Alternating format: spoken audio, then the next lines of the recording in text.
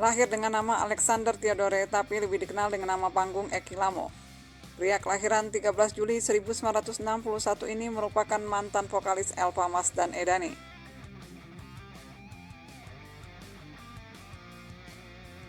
Orang yang pertama kali melihat bakat Eki adalah neneknya sendiri bernama Tora Fischer. Ia lalu menganjurkan agar Eki berlatih lagu-lagu klasik dan memberikan saran agar tidak mengikuti jalur musik orang tuanya, yaitu Hawaiian Jazz dan Blues. Karena menurutnya musik jazz adalah musik yang masih belum mendapatkan tempat di kalangan elit. Sang nenek merupakan keturunan Palembang. Ia lahir di Pulau Rimau, Banyu Asin, lalu menikah dengan Hans Milbrad, orang Jerman. Atas saran sang nenek, Eki malah melenceng ke jalur blues yang berkembang ke hard rock and roll. Saat Eki Lamo berusia 12 tahun, teman dari ayah Eki melihat bakat Eki pada seni peran. Berkat kejelian sahabat ayah Eki tersebut membuat Eki Lamo mendapat tawaran bermain film. Eki mendapat peran dalam film Pencopet yang pemeran utamanya adalah Sofan Sophian. Sahabat ayah Eki itu merupakan seorang kameramen legendaris tanah air yang bernama Leo Piol. Dalam film ini, Eki Lamo memerankan tokoh sebagai kadir kecil. Di tahun 1976, Eki mulai mencoba menciptakan lagu bersama teman-temannya.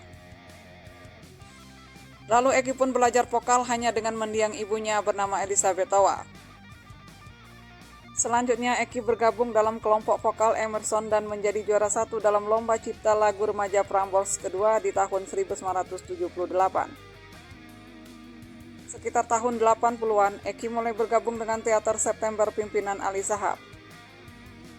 Dan lewat rumah produksi pertama di Indonesia, pimpinan Rahayu Effendi dan Ali Shahab ini memproduksi komedi Betawi karya Jaja Mihardja berjudul Juragan Sulaiman.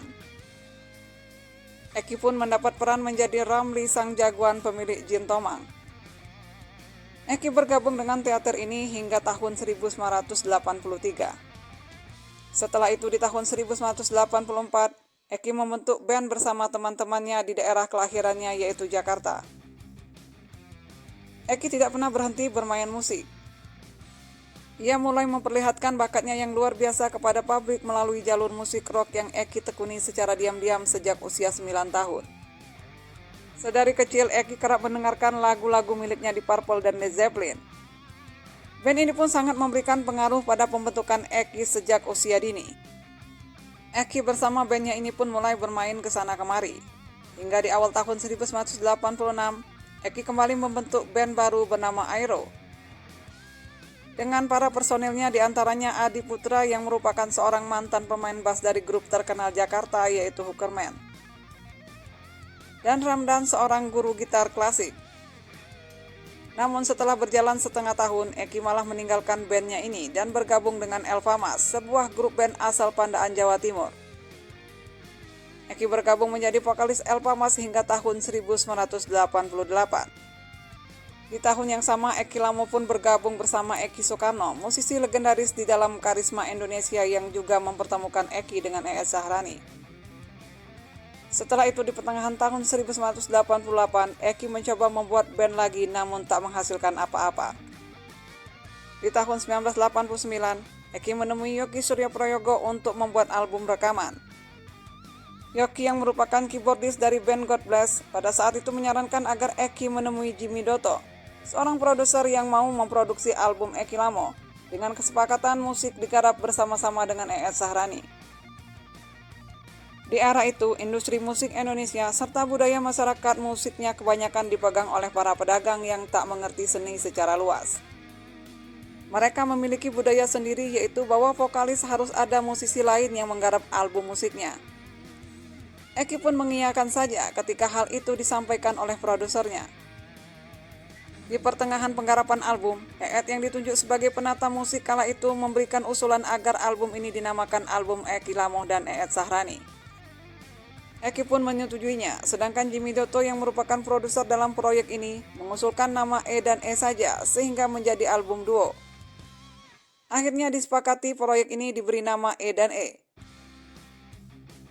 Seiring berjalannya waktu, proyek duo ini pun bertransformasi menjadi format band dengan nama Edane, dengan tambahan anggota Fajar Satritama pada drum, dan Iwan Saperius pada bass. Formasi awal Edeni ini kemudian merilis debutnya bertajuk The Beast pada 10 Mei 1992. Di album ini terdiri dari 9 komposisi lagu, diawali dengan Evolusi sebagai intronya.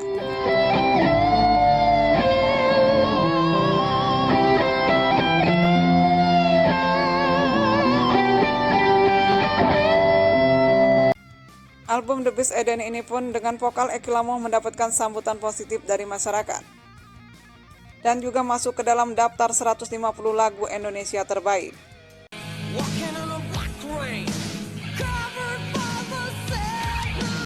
2 bulan setelah perilisan album perdana Edeni ini, mereka lalu didapuk menjadi band pembuka konser band asal Brazil yaitu Sepultura. Konser ini diselenggarakan di Stadion Lebak Bulus, Jakarta. Namun setelah menjadi band pembuka Sepultura, Eki Lamo malah memutuskan keluar dari Edeni di tengah kesuksesan album The Beast mereka. Eki memutuskan untuk kembali ke band lamanya yaitu Elva Mas. Sementara vokal Edeni yang ditinggalkan oleh Eki Lamo digantikan oleh Heri Batara. Eki kembali mengisi vokal di album ketiga Elva Mas bertajuk Bos Kami Makan Apa. Namun sayangnya album ini pun dinyatakan gagal di pasaran.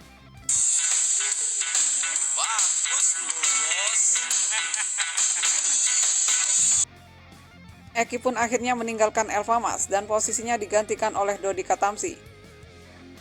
Setelah meninggalkan Elva Mas, Eki merilis album solonya di tahun 1995 yang melahirkan lagu berjudul Berantakan.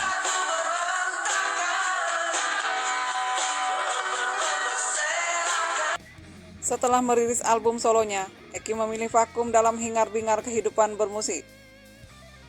Kini ia menetap di Jogja dan menekuni kegiatan barunya yang lebih mendekatkan diri kepada Tuhan lewat pelayanan di gereja. Sebelumnya, saat memutuskan vakum, Eki juga sempat menyelesaikan sekolahnya yang sempat ditinggalkan. Ia kembali melanjutkan pendidikannya di bidang teologi dan sastra Inggris. Walau kini ia lebih aktif di pelayanan gereja, tapi Eki menjelaskan bahwa ia masih tetap berkarya di musik. Untuk menyalurkan hobi bermusiknya, Eki membentuk band baru beranggotakan anak-anak muda dengan mengambil genre blues sebagai warna musiknya. Di samping itu juga, untuk mengobati kerinduan para penggemarnya mendengarkan suara lengkingan Eki Lamo, ia tetap aktif menerima tawaran tampil off-air. Eki akan datang bila ada yang mengundang dirinya sebagai pengisi acara.